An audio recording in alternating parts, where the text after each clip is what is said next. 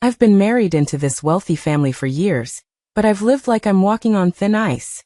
My husband, disgusted that I couldn't bear a son, heartlessly sent me into his comatose elder brother's room under the guise of borrowing a seed. He thought his brother was completely unresponsive, and that I was weak and easily manipulated, that they could control me as they pleased. But little did he know, every night I would whisper in his brother's ear, revealing all of his and his mother's schemes. Even more unexpectedly, this elder brother, deemed never to awaken, had already regained consciousness and was merely playing along with my act. Just as my husband was bringing in a doctor to issue his brother's death certificate and seize all the family assets, the elder brother slowly sat up and publicly declared that I was his only wife in this life and would inherit all the family fortune. I held my brother-in-law's arm, looked at my husband's face, which was twisted with shock, and smiled. Mother-in-law Agnes was holding a bowl of dark, viscous liquid, her face plastered with a kind and bizarre smile. "Alara, come drink this soothing soup. Our Gu family relies on tonight to continue its lineage." My husband, Julian, stood behind her, his eyes filled with unconcealed impatience and urging, as if he were looking at an inanimate tool. "Mom, why waste words with her? Just make her drink it and get down to business." I stared intently at the bowl emitting a strange odor, my stomach churning, but I dared not reveal any resistance on my face. 3 years into my marriage to the Gu family, my belly had yet to stir. After a checkup at the hospital, the doctor said there was nothing wrong with my body, that Julian himself had the problem. But he, for the sake of his ridiculous male pride, refused to admit it. Instead, he announced to the outside world that I was infertile. My mother-in-law regarded me as a thorn in her side, constantly directing veiled insults at me, calling me a barren hen occupying the prime position of the Gu family's young mistress for nothing. Now they were finally running out of patience. They had devised an extremely malicious plan, borrowing a seed. The seed they were borrowing was from Julian's elder brother, Arthur. Arthur, the Gu family's true eldest son, the rightful heir to Tianyao Group. 3 years ago, he was in a bizarre car accident and became a vegetable. All the top doctors in High City had declared that he would never wake up again. Agnes smiled insincerely as she stroked my hand, the slimy touch sending chills down my spine. "Alara, you know our Gu family is large and prosperous, and we can't be without an heir. Your brother-in-law, although his physical condition is the best, like an athlete, as long as you can conceive his child, give birth to a son, you will be the Gu family's greatest contributor." Julian put his arm around my shoulder, his tone sickeningly gentle. "That's right, wife, think about it. Anyway, big brother is practically dead, doesn't know anything, just think of it as having a dream. When we have a son, mom and dad will be happy, and our family can live a harmonious life." "A family?" I sneered inwardly. "I bet that once I painstakingly give birth to the child, have the DNA tested, and confirm that it is Arthur's bloodline, you will kick me aside like trash and announce to the world that this is the son that Julian miraculously fathered. What a seamless plan. An unknowing, unfeeling comatose elder brother, a wife who is, in their eyes, weak, easily bullied, and submissive. They were confident that I wouldn't dare resist, nor would I dare air the family's dirty laundry." Watching the ugly faces of the mother and son, so sure of their victory, I obediently lowered my head, my long eyelashes concealing the surging hatred in my eyes. "Mom, husband, I understand. For the Gu family, I am willing." I picked up the bowl of dark, viscous medicine, closed my eyes, and drank it all in one gulp. The bitter, fishy medicine slid down my throat like countless small knives cutting me. Soon, an uncontrollable heat rose from my abdomen, quickly spreading to my limbs, and my body began to weaken. Agnes and Julian exchanged a smile, and on either side, they dragged me like livestock toward the deepest room on the second floor of the villa. That was Arthur's room. Ever since the accident, it had become a forbidden area, with heavy curtains drawn year-round, airtight, and as cold and damp as an ice cellar. They roughly threw me onto Arthur's large bed and turned to leave. Julian's voice came from outside the door, filled with suppressed excitement and venom. "Mom, I've already installed 360-degree surveillance. We'll just wait outside and watch the show. Once she gives birth to a son, I can rightfully marry that little vixen." My mother-in-law lowered her voice, her tone full of indulgence. Good, whatever you want. I secretly met that woman named Bianca, too. Her butt is big and round, looks like she can give birth to sons. She's 100 times better than Alara, that useless thing. With a click, the door was locked from the outside. Silence fell in the room, with only the monotonous beep-beep of medical equipment. I lay on the bed, the effects of the drug gradually rising, my consciousness beginning to blur, but my mind was clearer and colder than ever before. I turned my head, using the faint light seeping in from under the door, and looked at the man lying beside me. Arthur. He lay quietly, his face pale from years of not seeing the sun, his breathing so weak that it was almost inaudible. If it weren't for the slight rise and fall of his chest, one would really think he was dead. I supported my weakened body and moved closer to him, little by little. They thought I was weak and easily bullied, that Arthur was unaware of anything. They didn't know. From the first day I married into the Gu family, I knew Julian was incapable.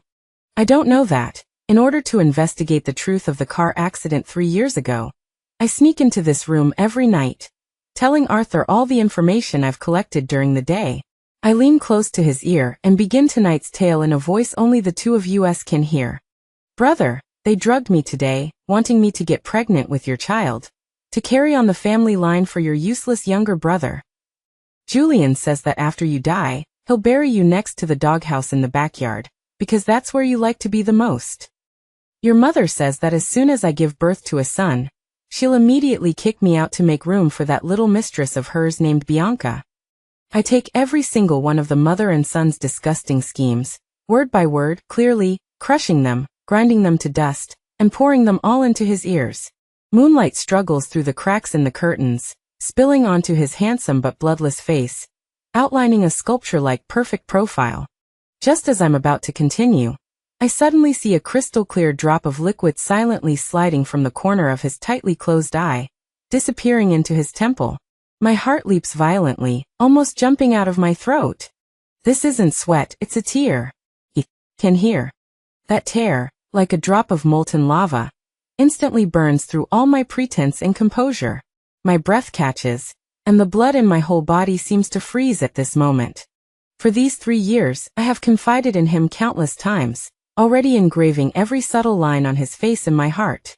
I'm sure, it's definitely not my imagination. My heartbeat begins to accelerate uncontrollably, and a daring idea that makes me tremble grows wildly in my mind. Could it be? He's been awake all along? Just unable to move or speak. I suppress the raging waves in my heart, forcing myself to calm down and continue my performance. Julian and Agnes must be enjoying all this on the other side of the surveillance monitor. I can't show any flaws. I reach out, my fingertips trembling slightly with excitement, and gently caress his cold cheek, my voice laced with a deliberately feigned sob and indignation. Brother, how could they treat you like this? And treat me like this? They treat you like a tool for procreation, and me like a container for giving birth. What's the difference between this and beasts? My fingertips slowly slide from his brow bone to the bridge of his high, straight nose, and finally stop on his tightly closed, thin lips. This face, even in illness, is still stunningly handsome. Don't worry, even if they force me, even if I die, I will never let you be humiliated. As I say this, my fingers quietly slide down, slipping under the covers, and grasp his cold, stiff hand. In his palm, I use all my strength to maintain composure, and using the Morse code I learned in college, I heavily tap out a sentence. Can you hear me? This is my last gamble. Julian and my mother-in-law must be staring at the monitor screen at this moment, watching this chaste and virtuous woman cry to a living dead person, only thinking that I am stupid and ridiculous, wasting all their hard work and that precious bowl of strong medicine. 1 second, 2 seconds, 3 seconds. Time seems to be infinitely stretched, each second as long as a century. Under my fingertips, the hand that has been cold for years has no reaction. Disappointment surges like a cold tide, almost drowning me. Perhaps it really was just my imagination. Perhaps that tear was just some kind of physiological secretion. The drug is getting stronger and stronger. My body feels like it's being roasted on a fire. My consciousness is gradually fading, and despair is slowly eroding my sanity, just as I can't hold on anymore and am about to give up. My palm suddenly feels a very slight, yet incredibly clear sensation. That hand that I thought was unconscious, his index finger, in my palm, with a force so slow that it's almost imperceptible, yet incredibly firm, heavily taps once. Once. In Morse code it means, yes. With a bang, all the strings in my brain snap in an instant. He's awake. He's been awake all along. He can hear every word I say. He knows everything. A huge surge of joy and shock sweeps over me, and I almost scream. But I desperately bite my lips, using the pain to maintain my last bit of clarity, suppressing all my emotions back into my throat. Can't be discovered. Julian and my mother-in-law on the other side of the monitor must not discover anything. Otherwise, both of us will be doomed. I take a deep breath, my face still wearing that grief-stricken expression. But my voice takes on a slight tremor that only he and I can understand. Brother, it's late you get some rest. I lie back down beside him, deliberately putting some distance between us, only using the blanket to cover the hands we are holding in the darkness. Under the covers, I tapped quickly on his palm again with my fingertips. They are monitoring. This time his response was much faster. His fingers tapped 3 words back on my palm. I know. My tears instantly welled up. This time, it wasn't acting, but genuine heartache for him. A lucid man, forced to lie in bed for 3 whole years like a useless person, listening to his own brother and mother scheme for his family fortune, insult his wife, and even plan his value after death, not even granting him a peaceful burial plot. What pain, resentment, and despair that must be. I turned my hand over and tightly grasped his, writing in his palm, "I help you." He was silent for a long time, so long that I thought the medication was making me hallucinate. Just then, as if using all his strength, he very slowly, finger by finger, closed his hand and grasped mine. The strength was light, but it was like a thunderclap, exploding in my heart. It was a silent, unwavering alliance. From tonight onwards, we are allies on the same side. Our common enemy is that pair of beasts. That night, I slept especially soundly, even dreaming of the joy of revenge. The next morning, mother-in-law Agnes couldn't wait to push open the door, followed by Julian, who had a look of anticipation and lechery on his face. When she saw Arthur and I each lying on opposite sides of the bed, fully clothed, her face immediately darkened, like the sky before a storm. "Alara, what happened last night? The medicine I gave you was wasted?" I sat up in bed and quickly put on a ashamed and terrified expression. "Mom, I was scared. I really didn't dare touch Big Brother's body." Julian rushed forward, grabbing my hair and pulling my scalp back, his eyes so fierce he looked like he wanted to eat me. "Bitch, what are you pretending to be so virtuous for? Letting you touch a vegetable is doing you a favor. You dare to resist." The pain in my scalp was excruciating, but I just bit my lip hard, my eyes filled with tears, looking like I was suffering a great injustice but dared not speak out. I didn't. I just felt it was disrespectful to Big Brother. Disrespectful. Mother-in-law sneered, stepped forward and slapped me hard across the face. A person who's about to die, what respect does he need? "Alara, I'm telling you, you have to get it done tonight. Otherwise, you get nothing and get out of the Goo family." The burning pain spread rapidly across my cheek. I covered my face and tears fell just right. "Mom, I was wrong. I was really wrong. I'll try again, I will tonight. Tonight I definitely will." Seeing my cowardly and obedient appearance, the mother and son nodded in satisfaction. Julian let go of my hair and patted his hand disgustedly, as if he had touched something dirty. "It better be. If you dare to play tricks again, see how I deal with you." They cursed and left the room. The moment the door closed, the cowardice and tears on my face vanished without a trace, replaced by a chilling hatred. I walked to the bed, looked at the still sleeping Arthur, and said softly, "The more anxious they are, the easier it is for them to make mistakes. Big Brother, don't worry, the show has just begun." I saw the corner of his mouth seem to curve upward in a barely noticeable arc. In the days that followed, I seamlessly switched between an Oscar-winning actress and a top spy. During the day, I was the cowardly daughter-in-law, Alara, who suffered all kinds of abuse from her mother-in-law and husband, never fighting back or cursing. At night, behind that closed door, I was Arthur's only ears, his only listener, and his only ally. I continued to drink the soothing soup that my mother-in-law brought me with a blank expression, and then was sent into Arthur's room by them. Under surveillance, my performance became more and more nuanced. From the initial resistance and struggle, to the later numb acceptance, to the proactive approach in the last few days, I even shyly wiped Arthur's body. Julian and mother-in-law looked at the footage on the surveillance, thinking their plan was proceeding smoothly, and the slaps on my face gradually decreased, and they even occasionally gave me a good look. They never dreamed that under the thick covers, our secret communication had never stopped.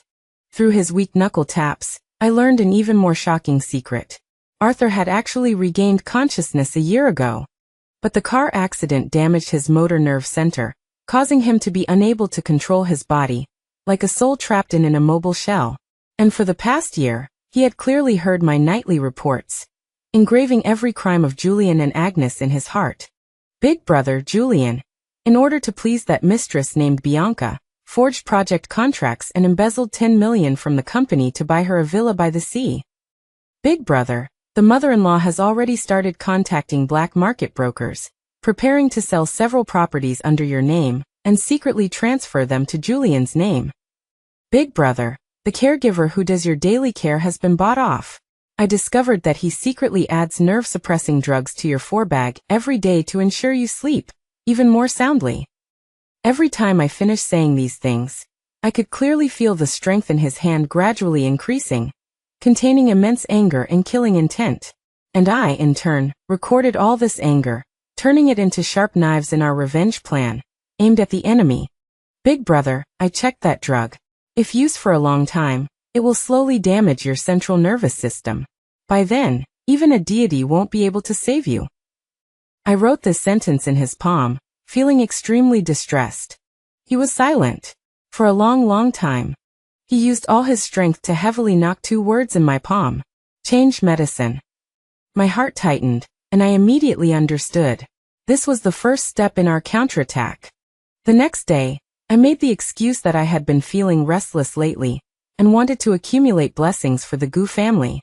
I said I was going to the most effective Putua temple outside the city to pray for Big Brother, and ask for a safety charm. The mother-in-law felt that I had finally understood and become sensible. And she gave me a rare good look, even generously giving me a considerable amount of incense money. I took the money but didn't go to any Putua temple. Instead, I went to the largest private hospital in the city. I found Professor Miller, a leading expert in neurology, and gave him Arthur's medical records and the list of medications he was currently using. Of course, I concealed our true identities and only said it was a distant relative. After Professor Miller finished reading, his expression was extremely grave. Nonsense. This is simply murder. This drug is not used to treat vegetative states at all. Its function is to deeply suppress nerve activity. With long-term use, the patient will only suffer brain atrophy, turning from a patient with hope of awakening into a true, brain-dead living corpse. My heart sank. It was as I suspected. This mother and son were extremely vicious. I lowered my voice and asked earnestly, "Doctor, is there any way? For example, using some nerve-nourishing drugs to replace this drug?" Professor Miller pondered for a moment and wrote me a prescription. These are the most advanced nerve repair solutions currently available internationally. They are colorless and odorless and won't be detected if mixed into the 4. You can find a way to replace his current 4. But remember, the dosage must be precise, and it must never be discovered, otherwise the consequences will be unimaginable. I gave the prescription and a stack of thick cash to the doctor. "Doctor, please keep this matter a secret for me." The doctor nodded understandingly and accepted the money. "Don't worry, I still have the professional ethics of a doctor." Holding the newly prescribed medicine, the big stone in my heart finally fell to the ground. Back home, I respectfully hung the safety charm that I had worked so hard to get on Arthur's bedside. The mother-in-law was very satisfied when she saw it, praising me for being filial. That night, while the black-hearted caregiver went to the bathroom, I quickly injected the nutrient solution into the 4 bag with a syringe that I had prepared in advance, and then drew out an equal amount of the original medicine. The whole process took less than 30 seconds, and it was done without anyone knowing. After doing all this, I lay down next to Arthur as usual and whispered in his ear, "Big brother, the medicine has been changed." Then I wrote in his palm, "Wait a little longer. Our counterattack will begin soon." He squeezed my hand back, with more strength than before. I knew he was getting better. We were both waiting for the best opportunity. A month later, I counted the days and ran downstairs with a pregnancy test stick that showed a clear 2 lines, pretending to be surprised and panicked. I handed the pregnancy test stick to the mother-in-law, who was watching TV in the living room. My voice was trembling.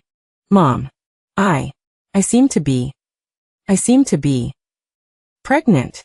Ever since I got pregnant, my status in the Gu family had skyrocketed from hell to heaven. The mother-in-law Agnes had the servants cook all kinds of expensive tonics for me every day, showing concern and consideration, afraid that I would bump or hurt her precious eldest grandson. Julian was also extremely considerate to me, even taking the initiative to suggest that he would temporarily move to the guest room to sleep, so as not to affect my recuperation. I knew he just wanted to find a plausible excuse to openly not return home every night and mess around with his little mistress named Bianca. I was happy to have peace and quiet, which made it easier for me to see Arthur every night. What they didn't know was that the child in my belly was my greatest talisman, and also a sword of Damocles hanging over their heads. In order to let me reassure myself and raise the fetus, the mother-in-law and Julian even took the initiative to remove the surveillance cameras in Arthur's room. This was exactly what I wanted. With the continued effect of the nerve repair solution, Arthur's physical condition was getting better day by day. His fingers could already make some simple movements, and sometimes I could even feel his urge to try to open his eyes. Our communication also progressed from simple Morse code to more complex means. He used the number of knuckle taps to express different meanings. 1 tap meant yes, 2 taps meant no, 3 taps meant keep talking, and 4 taps meant danger. I read the company's latest financial statements to him word for word, and explained in detail every important contract signed by Julian. He then used precise tapping to tell me which contract was a trap, which project was a guise Julian used to drain the company, and which partner harbored ulterior motives. Although Arthur had been bedridden for 3 years, his control over Tianyao Group and his business acumen were still 100 times greater than the incompetent Julian. I noted all this information and then, during lunch, casually mentioned it to my mother-in-law. "Mom, I overheard Julian on the balcony yesterday, saying that the new energy project in the south of the city has a particularly high profit margin, and he's planning to invest most of the company's liquid assets in it. It sounds amazing." My mother-in-law immediately became vigilant. Although she doted on her son, she guarded the purse strings more tightly than anyone. The Gu family's money would all belong to her eldest grandson in the future, and she would never allow Julian to mess around. She immediately ordered her confidant, the company's CFO, to check the accounts of that project. Upon investigation, they indeed discovered a huge problem. It was essentially a carefully designed scam.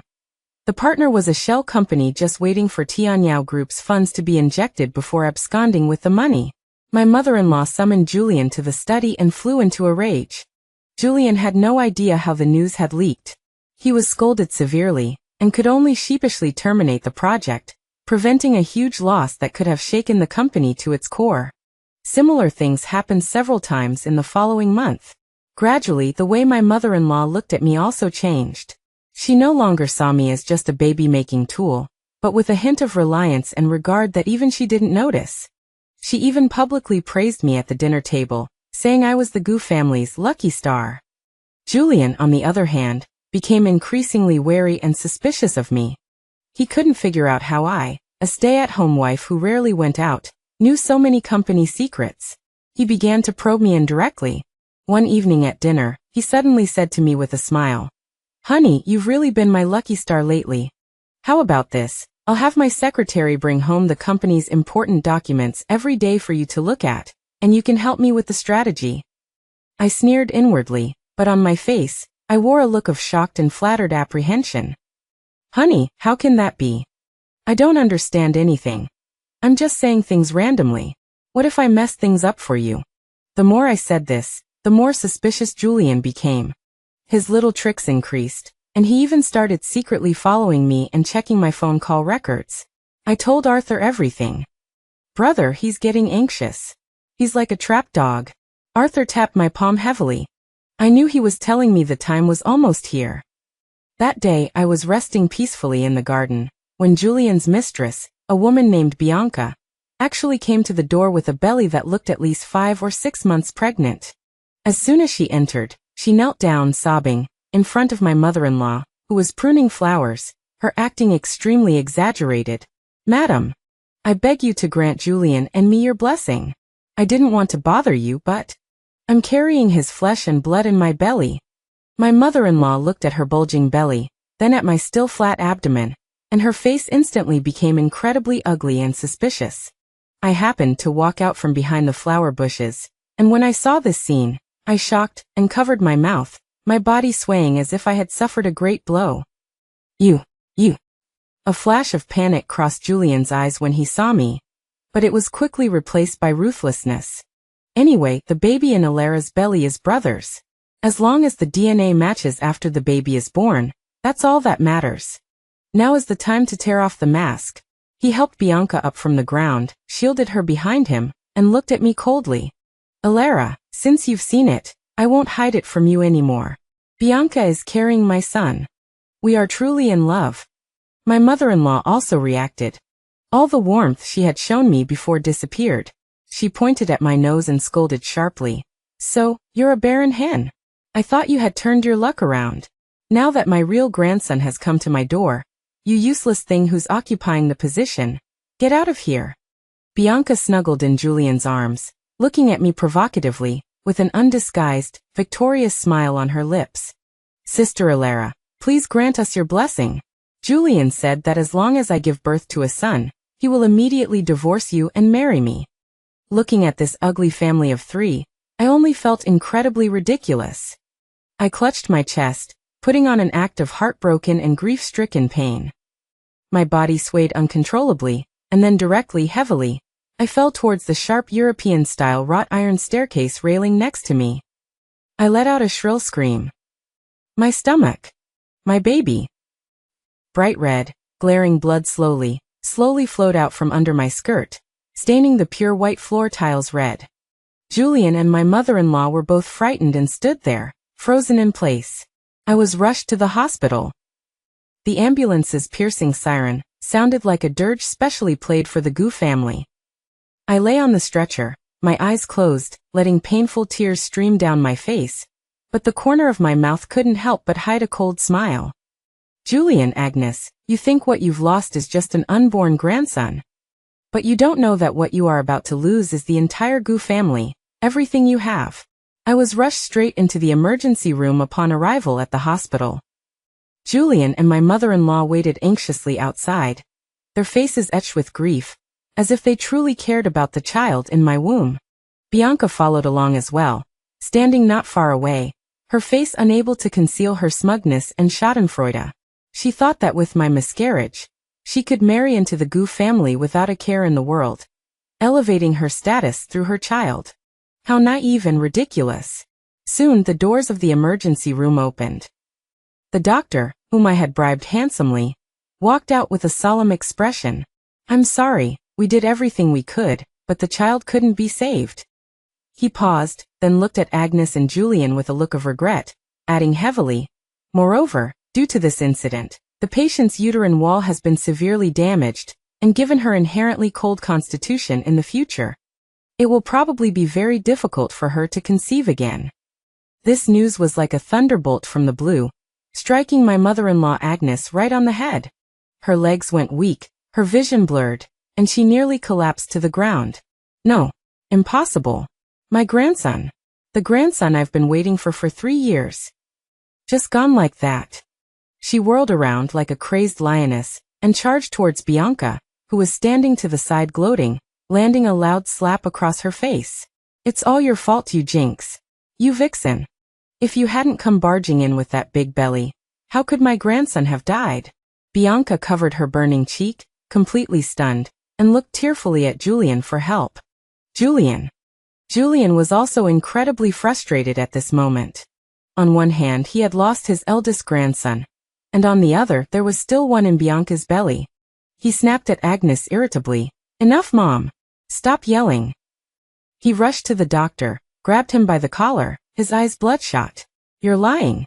How could she not be able to have children? Did she pay you off? Examine her again properly." The doctor forcefully pushed his hand away, righteously saying, "Sir, please calm down. The patient's diagnostic report is here. It's all written in black and white. If you don't believe me, you can consult with experts from any hospital in the country." Watching their chaotic dogfight, I lay in bed, feeling an immense sense of satisfaction. Of course it was written in black and white, because there was nothing wrong with my body in the first place, and the severely damaged uterine wall report was one that I had the doctor forge long ago. As for the blood that came out, just a small bag of pigeon blood that I had prepared beforehand. This is only the first step. The real show is yet to come. I was moved to a VIP ward. My mother-in-law sat by my bed, looking at my paper-white face, her expression extremely complex. She resented me for not being able to keep her precious grandson. Yet because of the doctor's verdict that it would be difficult to conceive again in the future, she dared not speak harshly to me again. After all, she didn't know whether the one in Bianca's belly was a boy or a girl.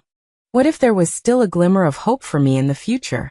Julian was called away by an urgent call from the company. I knew that Arthur, using the information I had provided, had arranged for someone to sabotage things. The huge sum of money he wanted to embezzle from the company had encountered a major problem, waiting for him to deal with it in a frenzy. Now he was busy taking care of himself. Only my mother-in-law and I were left in the ward. I weakly opened my eyes, tears silently streaming from the corners of my eyes. "Mom, the baby, our baby, is gone." I cried heartbrokenly, gasping for breath, as if I had truly lost a beloved child. Seeing me like this, my mother-in-law couldn't help but feel her own eyes redden. She took my hand, her tone unusually gentle. "Good child, Alara, don't be sad. It's important to take care of your health. Don't worry, I will definitely give you an explanation for this." I shook my head desperately, my tears falling even harder. "Mom, don't blame anyone. It's all my fault. It's all my fault for not being blessed. It was me who couldn't protect the Gu family's bloodline. I'm sorry to you, sorry to the Gu family." The more sensible I was, the more I took all the blame on myself, the more uncomfortable my mother-in-law felt, and the deeper her resentment towards Bianca grew. "Nonsense. It's all that vixen's fault." My mother-in-law gritted her teeth, her eyes filled with venom. "Don't worry, as long as I'm here, she can forget about ever entering the gates of the Gu family." I sneered inwardly, but on the surface I looked kind and foolish. "Mom, don't say that After all, she's carrying Julian's child." "So what?" My mother-in-law snorted, her face full of contempt. Someone so low-class wanting to elevate her status through her child. Keep dreaming. Just then, the ward door was gently pushed open, and Bianca walked in carrying a delicate fruit basket. "Auntie, Sister Alara, I came to see you." She put on a pitiful, well-behaved and sensible appearance. When my mother-in-law saw her, she was immediately enraged, pointing at the door and roaring. "Who told you to come? Get out! Our Gu family doesn't welcome you." Bianca's eyes immediately reddened, and she looked at me aggrievedly. I struggled to sit up in bed, saying to my mother-in-law, "Mom, don't be like this, let her in. We're all family." Before I could finish, the movement was too much and pulled at the wound, causing me to groan in pain. My forehead instantly broke out in a cold sweat. My mother-in-law was startled and quickly rushed over to support me. "Alara, what's wrong? Don't move. The doctor said you need to rest." She turned her head and glared at Bianca like she was her enemy, scolding. "What are you still standing here for? Are you trying to kill Alara before you're satisfied? Get out! Get out!" Bianca was scolded and humiliated, and ran out crying. Watching her retreating figure, I lowered my eyes, concealing the calculating glint within. "Bianca, you are just a pawn in Julian and my mother-in-law's hands. And I will be the chess player controlling the game." After everyone left, I took out the spare phone hidden under my pillow and sent a message to Arthur. "First step complete. They have already started fighting amongst themselves." Soon the phone vibrated. It was Arthur's reply, just one word. Good. I rested, in the hospital for half a month. During these 2 weeks, Julian's life was a living hell. The huge deficit in his City South project was like a bottomless pit, plugging one hole only to have another appear. The company's shareholders were already grumbling, and had confronted him several times at board meetings. He tried repeatedly to withdraw funds from Arthur's private account to deal with the emergency, but I used the excuse that Arthur's handwritten signature is required, otherwise the lawyer will not process it, and blocked him with the family lawyer I hired.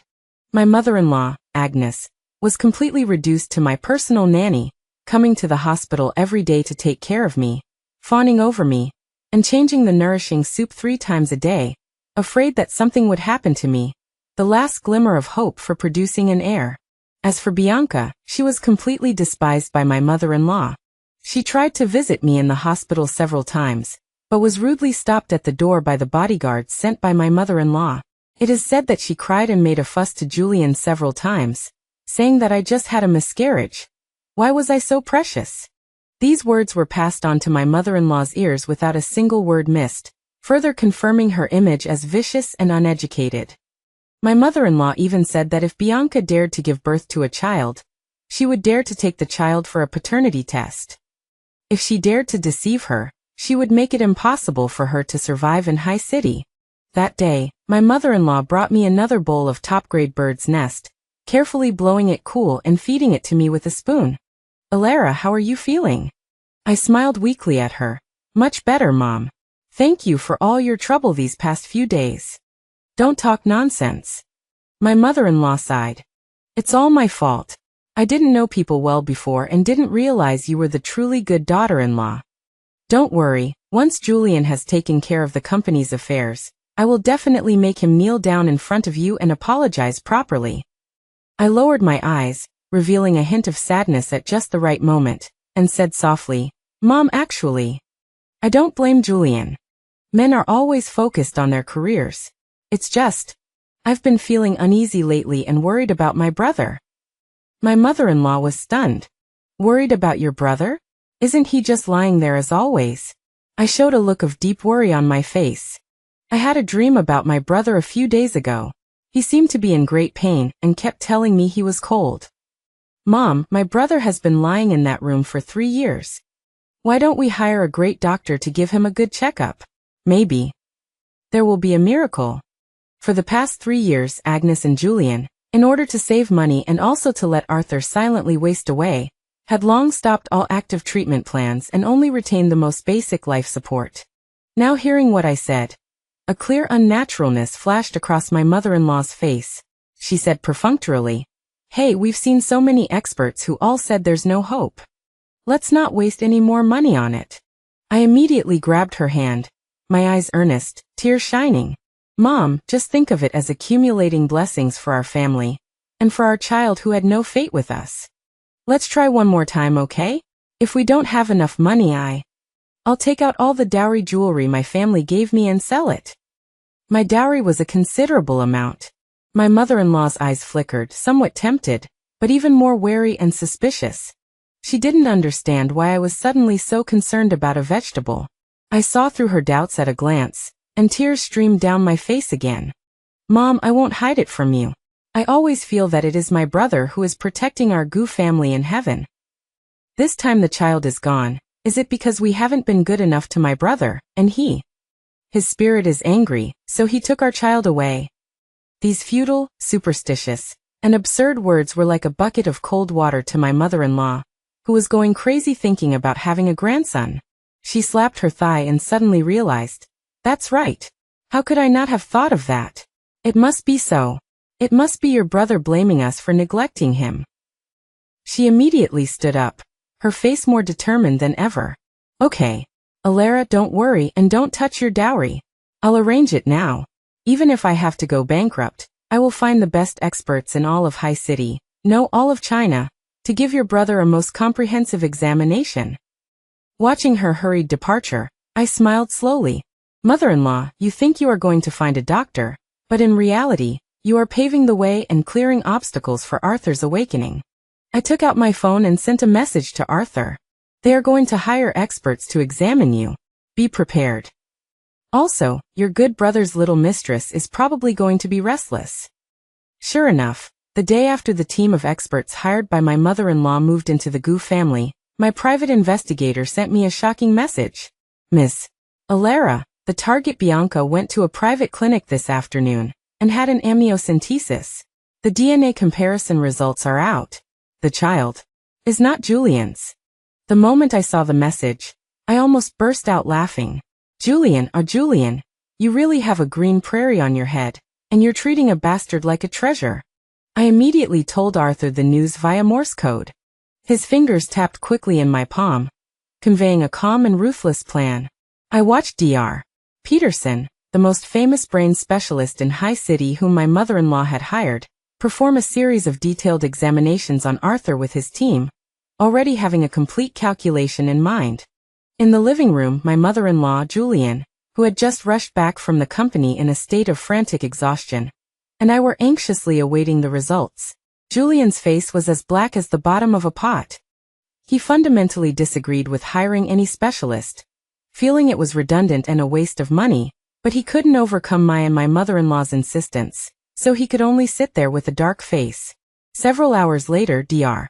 Peterson walked out of Arthur's room with a thick stack of reports, his face displaying unconcealable surprise and excitement. A miracle. This is simply a medical miracle. His words stunned everyone present. My mother-in-law was the first to react. She rushed forward like grasping at a life-saving straw, grabbing Dr. Peterson's arm. Dr. Peterson, what? What do you mean by that? Dr. Peterson adjusted his glasses, his voice trembling with excitement. Agnes, according to our most precise instrument check, the eldest young master's brain nerves are self-repairing at a very alarming rate. All of his vital signs are also very stable, even better than many normal people. Although he is not yet awake, I can conclude that his chances of waking up are very, very high. What? Julian exclaimed, his face full of disbelief and horror. My mother-in-law was both surprised and delighted, grabbing Dr. Peterson's hand and constantly asking, Really? Dr. Peterson, can my son really wake up? Absolutely true. Dr. Peterson answered affirmatively, his eyes gleaming with the excitement of encountering a rare case. However, the eldest young master now needs better medication and more professional rehabilitation treatment. If conditions allow, I suggest immediately transferring the eldest young master to our hospital's special care ward, with me personally responsible for his treatment plan. I have a 90% certainty that I can wake him up within 3 months. Standing aside, I watched Julian's face change from shock to horror, then from horror to despair, and I was overjoyed in my heart. I wanted the news that Arthur was about to wake up, to be spoken from the mouth of the most authoritative expert in High City. That way Julian and my mother-in-law wouldn't dare to do anything, and would even devote all their efforts to treating Arthur. My mother-in-law was already overjoyed and immediately decided. Transfer him. Transfer him immediately. Money is not a problem. As long as my eldest son can wake up, any amount of money is worth it. Julian's lips moved, wanting to say something, but he was glared back by a murderous look from my mother-in-law. He could only helplessly watch Arthur being carefully lifted onto an ambulance by professional medical personnel, like a treasure, and sent to the top private hospital in High City. The night Arthur was transferred, Bianca caused a scene. She rushed directly to Julian and tearfully questioned him. Julian, what if your brother wakes up?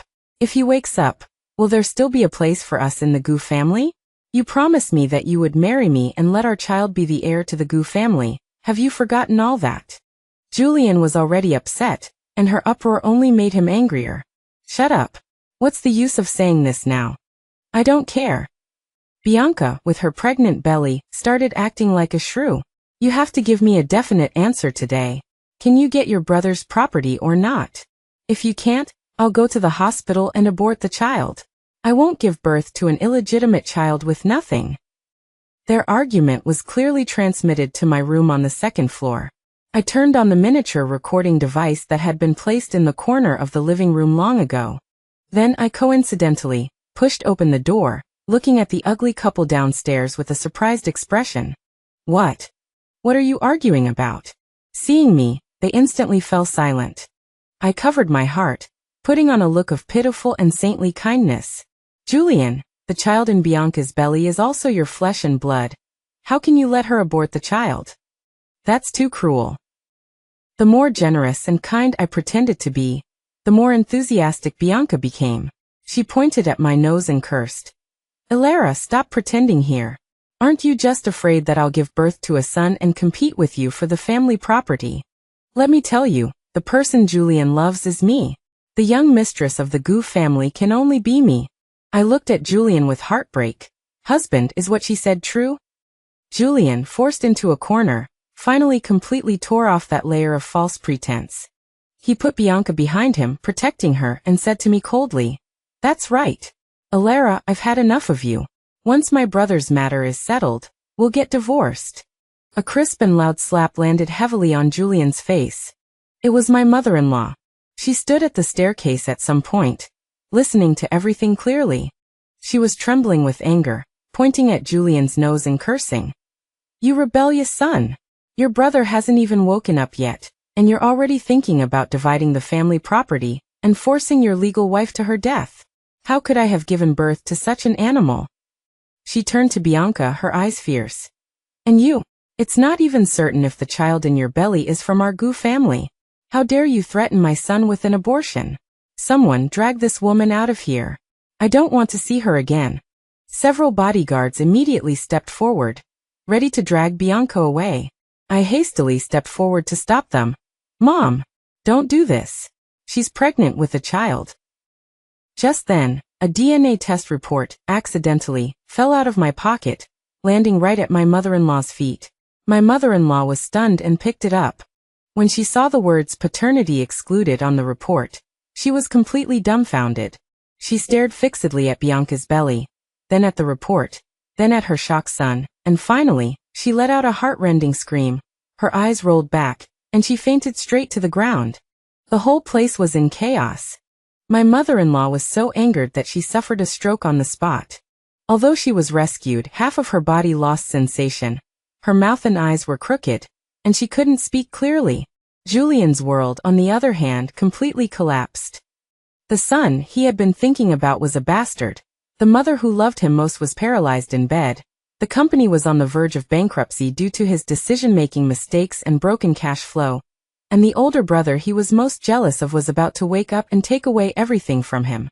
Like a beast trapped in a desperate situation, he began frantically searching for a way out. And I was the last straw he could grasp in his eyes. He knelt before me, weeping bitterly and confessing, Elara, I was wrong, I was really wrong. I'm not human, I was blinded by that bitch. Forgive me this time, please. Elara, only you can help me. I know you're the kindest. Go to Big Brother, beg him to let me go. As long as he invests, the company can survive. I watched his performance on the ground coldly, without any ripples in my heart. Beg? Julian, when you plotted the car accident to kill him, why didn't you think of begging? Julian's crying stopped abruptly. He suddenly raised his head, his eyes full of shock and fear. You, how do you know? I smiled, a smile that was gentle yet cruel. I not only know this, but I also know a lot. For example, 3 years ago, how you bribed that truck driver to drive against traffic and crash into Big Brother's car. For example, how you've been working with your mother for the past 3 years to tamper with Big Brother's medicine. Julian, did you think everything you did was flawless? He was completely stunned, looking at me like a stranger, his lips trembling, unable to say a word. He couldn't understand how I knew these secrets he thought were the most hidden. After the fear came endless resentment and madness. Since pleading was useless, he revealed his most hideous fangs. Elara, it's you. You're the one behind all this. He leaped up from the ground, his face distorted, and lunged towards me. I should have known. You bitch. Have you been colluding with Arthur all along? Is that vegetable even sick at all? I was prepared, dodging nimbly, letting him lunge into empty air and fall to the ground in a sorry state. Figured it out now? Too late. I'll kill you. I'll kill you, you bitch. He roared like a madman, struggling to get up and charge again. Just then, several bodyguards in black suits rushed in from outside the door, pinning him firmly to the ground. These were the people Arthur had arranged long ago to protect me. Julian was held down on the ground, still struggling and roaring unwillingly. He stared at me with eyes that seemed to want to devour me alive. Alara, don't be so smug. Do you think you've won? I still haven't trump card. If I don't have a good time, neither will you. I'm going to expose all your dirty secrets. I'm going to let everyone know how you shamelessly seduced the husband's elder brother in front of his hospital bed. He thought this was a threat to me. He thought I still cared about that ridiculous reputation. I looked down at him, shaking my head slowly, like watching a jumping clown. Julian, your biggest problem is that you're too clever for your own good. After saying that, I ignored his roars and turned to leave this disgusting place. I didn't go back to the hospital, but went straight to the police station. An hour later, I came out of the police station, holding a case filing receipt in my hand.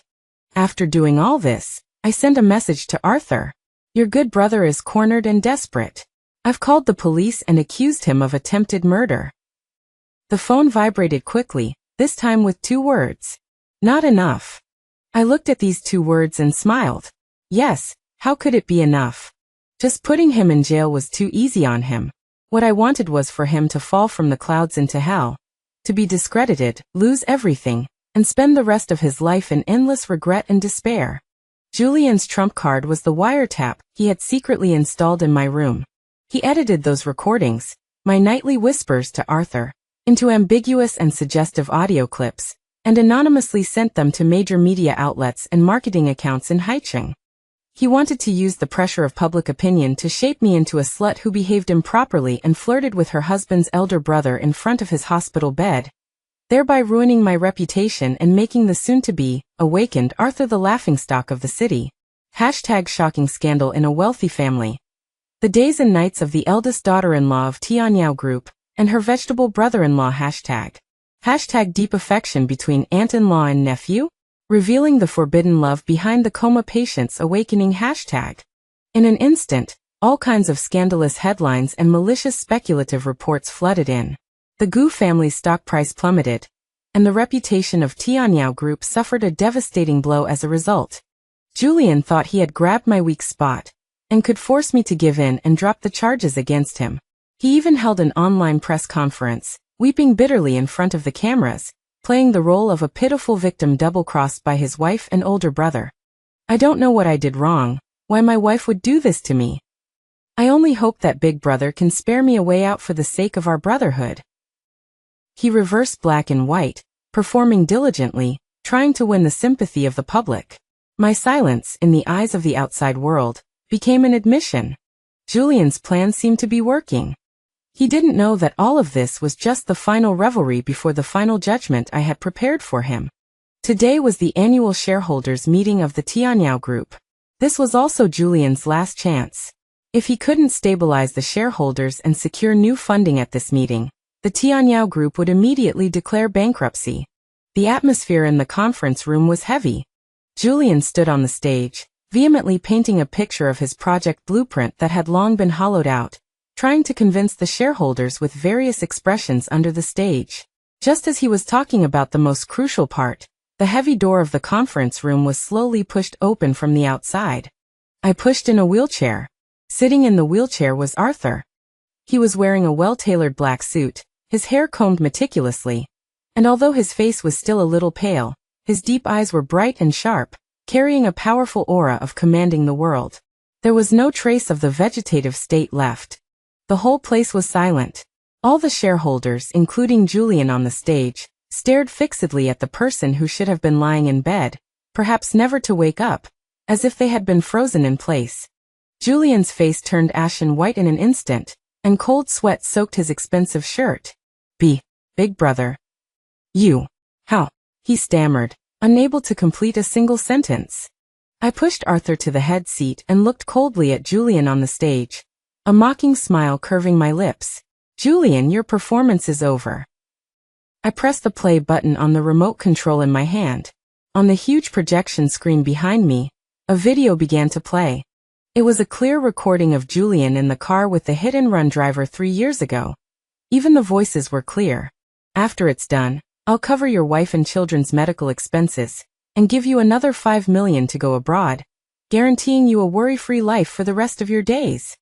Following that were all the recordings of how he and his mother had conspired to tamper with Arthur's medicine, how to transfer company assets, and how to plan to swallow all the inheritance after Arthur died over the past 3 years. The evidence was conclusive, each and every item shocking. Julian collapsed on the stage, shaking like a sieve. No. This is a forgery. It's her. It's that bitch Alara who framed me. He pointed at me like a mad dog, making a last desperate struggle. At this moment, the door of the conference room was pushed open again. A group of uniformed police officers walked in and went straight to Julian on the stage. The leading police officer showed him an arrest warrant with a blank expression. Mr. Julian, you are suspected of an intentional homicide case 3 years ago, as well as multiple commercial fraud and embezzlement cases. Please cooperate with our investigation. The cold handcuffs clicked onto his wrists. The last glimmer of light in Julian's eyes was completely extinguished. Julian was arrested and imprisoned. The evidence was conclusive and irrefutable. The phone recordings, the transaction video, and the identification by the hit-and-run driver all pointed to him as the mastermind behind the car accident. And his seemingly clever act of making those edited recordings public became the last straw that broke the camel's back. The complete recordings clearly recorded all the crimes committed by him and his mother. In the end, Julian was sentenced to life imprisonment with deprivation of political rights for life for intentional homicide, embezzlement, commercial fraud, and other crimes. Agnes, who was paralyzed in bed, was also sentenced to 10 years in prison for participating in the murder and illegally transferring assets. The once glorious Tianyao Group, because of Julian's misconduct and scandals, had its stock price plummet and was on the verge of bankruptcy. Just when everyone thought the Gu family would fall, Arthur returned with overwhelming force. He sat in the boardroom, calmly analyzed the situation, decisively removed the malignant tumors, and accurately introduced new strategic investments. In just 3 months, he not only brought the Tianyao Group back from the brink of bankruptcy, but also led the company to open up a new business landscape with unprecedented boldness, tripled the market value, and created an immortal legend in the business world of Haicheng. The sun was just right when I walked out of the courthouse, warm and not dazzling. I took Arthur's arm, and he was already able to walk independently without a wheelchair. We stood side by side, feeling the hard-won warm sunshine.